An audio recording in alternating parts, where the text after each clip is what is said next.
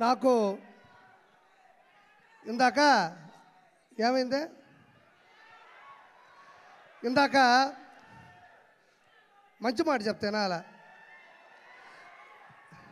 ఒక నిమిషం ఇందాక రఘురామకృష్ణరాజు గారిని కలిసేసి ఇటు గచ్చిబౌలి నుంచి వస్తూ ఉండ కారులో, త్రిపుల్ గారిని కలిసి గచ్చిబౌలి నుంచి వస్తూ ఉండ, కారు ఇటు తిరిగింది, కట్ చేస్తే ఇంకో కారు ఆడేది నా వెనక, కొంచెం ఇటు ఐటికి సిటీ ఇటు తిరగగానే ఇంకో కారు ఆడేది నా వెనక. మనం వచ్చింది ఒక కారులో కదా, ఇంకో కారు ఎక్కడి నుంచి వచ్చిందని చూసా, మళ్ళీ ఇంకో కారు వచ్చింది. వీళ్ళెవరో మీకు తెలుసు అనుకుంటా, నా డైహార్డ్ ఫ్యాన్స్.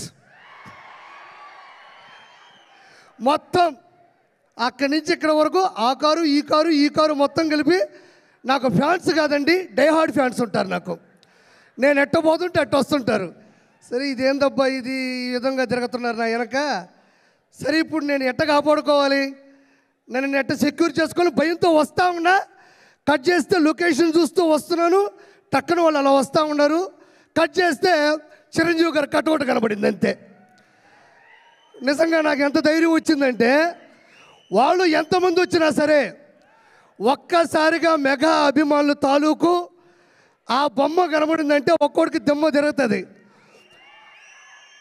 ఒక్క కారు కూడా నాకు కనబడలే, ఎటపోయినా ఇప్పటికీ కనబడట్లేదు. నేను చివరిగా చెప్పేది ఏంటంటే ఒక మాట, చిరంజీవి గారు ఇండస్ట్రీలో ఉన్న ఒక పులస అంటే ఆస్ట్రేలియా, న్యూజిలాండు, టాంజానియా దేశాల నుంచి ఖండాలు దాటి హిందూ మహాసముద్రం నుంచి బంగాళాఖాతంలోకి వచ్చి చివరిగా గోదావరి నీళ్ళకి ఎదురీది, గోదావరి నీళ్ళ యొక్క నదీ ప్రవాహానికి ఎదురీది. ప్రపంచంలో ఏ చేప నదీ ప్రవాహానికి ఎదురీదలేదు, దానివల్ల కాదు. ఒక్క పులస మాత్రమే ఎదురీది సంతాన ఉత్పత్తి కోసం గుడ్లు పెడుతుంది.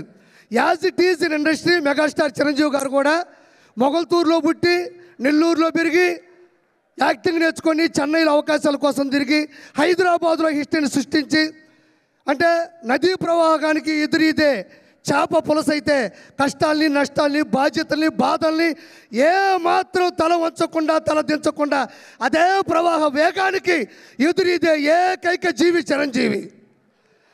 అంటే అన్ని చేపలు వేరు, పులస చేప వేరు, దానికోసం తెగ కొట్టుకుంటుంది. రాజమండ్రి వాళ్ళకి ఎక్కువ తెలుసు.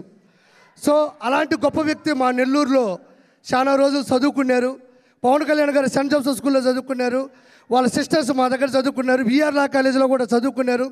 చిరంజీవి గారు అత్యున్నత స్థాయికి వచ్చేంత వరకు కూడా నెల్లూరు ఆ మనిషి మధ్యలో వచ్చేస్తుంటుంది. అందుకు అత్యున్నత స్థాయికి వచ్చేంత వరకు కూడా నెల్లూరులో బస చేసినటువంటి చిరంజీవి గారికి ప్రపంచంలో ఉన్న ప్రతి వ్యక్తి ద్వారా ఆశీస్సులు అందరిని మనస్ఫూర్తి కోరుకుంటూ థ్యాంక్ యూ సో మచ్. జై చిరంజీవ, జై చిరంజీవ, జై చిరంజీవ.